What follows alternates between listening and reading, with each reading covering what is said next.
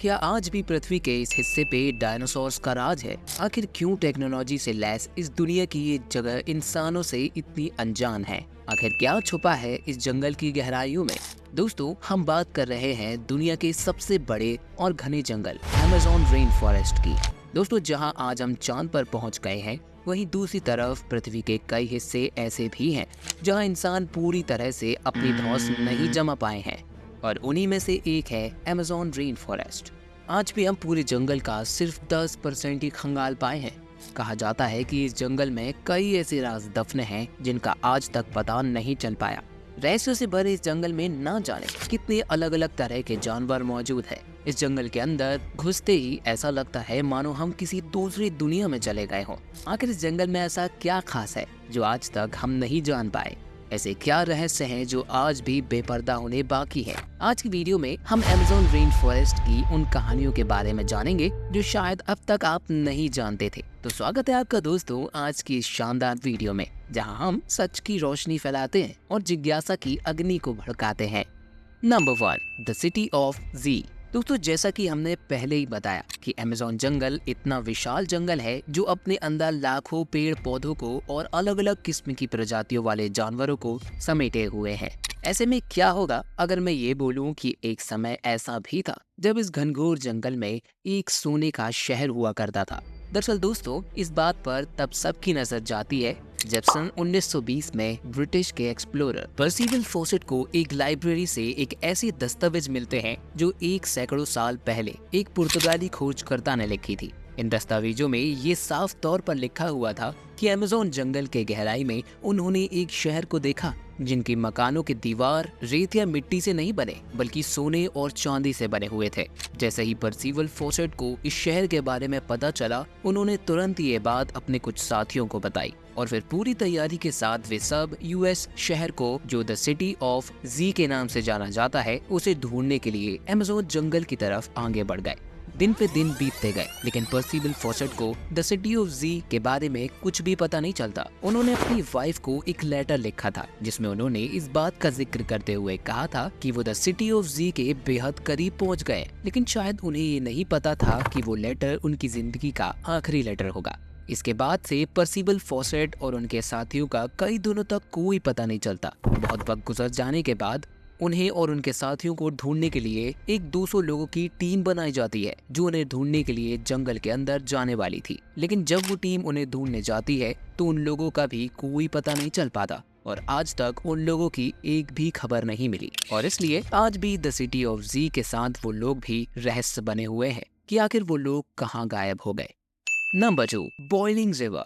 दोस्तों, आमतौर पर जब हम एक नदी के बारे में सोचते हैं तो सबसे पहले हमारे दिमाग में क्या आता है? साफ और शीतल पानी। लेकिन क्या होगा अगर मैं ये बोलूं कि रहस्यों से भरे अमेज़न जंगल में एक ऐसी नदी है जिसका पानी साल के 365 दिन 24 घंटे उबलता ही रहता है, जो किसी रहस्य से कम नहीं है। इस नदी का नाम ला बोम्बा है। बात करें अगर इस नदी के डायमेंशन की, तो ये नदी लगभग 6.5 किलोमीटर लंबी है और 80 फीट चौड़ी है और गहराई के मामले में ये 20 फीट गहरी है।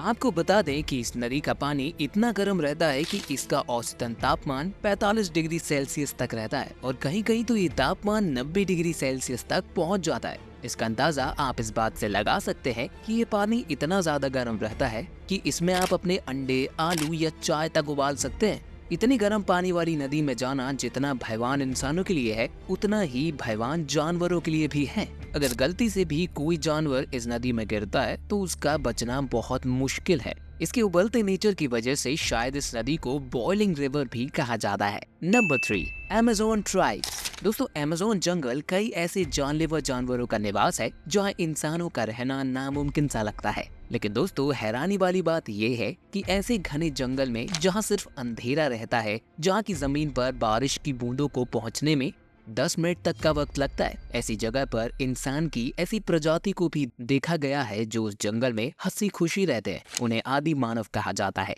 दिखने में तो ये हमारी तरह होते हैं, लेकिन उनके रहन सहन के तौर तरीके हमसे कई मायनों में बहुत अलग होते हैं। इनमें से कई आदि मानव तो ऐसे हैं जो हम जैसे नॉर्मल इंसानों से अच्छे से पेश आते हैं, लेकिन कई आदि मानव ऐसे भी हैं जो इतने खूंखार हैं कि आपको देखते ही वो आप पर अटैक भी कर सकते हैं। कई तो ऐसे हैं जिनके सामने अगर आप पड़ गए तो आपका बच पाना ही बहुत मुश्किल है। ये भी एक वजह है कि अभी तक हम जैसे नॉर्मल इंसान जब खोजबीन के लिए जाते हैं तो सबसे पहले हमें इनका सामना भी करना पड़ता है। ये आदि मानव आज भी बाहरी दुनिया से कोई संपर्क नहीं रखना चाहते। उन्हें आज भी जानवरों को मार कर ही खाने में मजा आता है। इन्हें लगता है कि हम जैसे लोग इन लोगों को हानि पहुंचाएंगे और इसलिए ये हम पर अटैक करते हैं। नंबर 4, मारिकोगजी।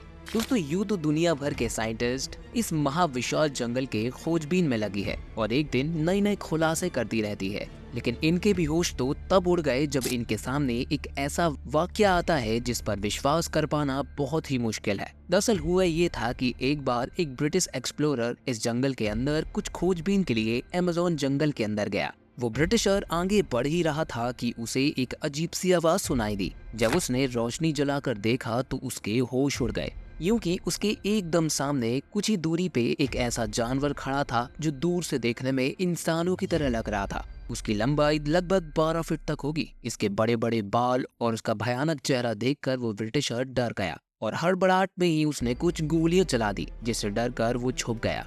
जैसे ही वो इधर उधर होता है तो ब्रिटिशर वहाँ से 9-2-11 हो जाता है। दरअसल वो जानवर मारिकोगजी प्रजाति का एक जानवर था जो इंसानों जैसा ही खड़ा हो सकता है और चल भी सकता है। इस बात से दोस्तों आप इस बात का अंदाजा लगा सकते हैं कि अमेज़न जंगल में आज भी न जाने किस तरह के जानवरों का वास हो सकता है। Number 5, the mystery ball. दोस्तों, इस जंगल में कई ऐसी चीजें पाई गई हैं जो एलियंस के होने का संदेह पैदा करती हैं। उनमें से एक चीज है ये मिस्ट्री बॉल। अमेज़न जंगल में कई जगह ऐसी मिस्ट्री बॉल पाए गए हैं जो विशाल और गोल शेप में है।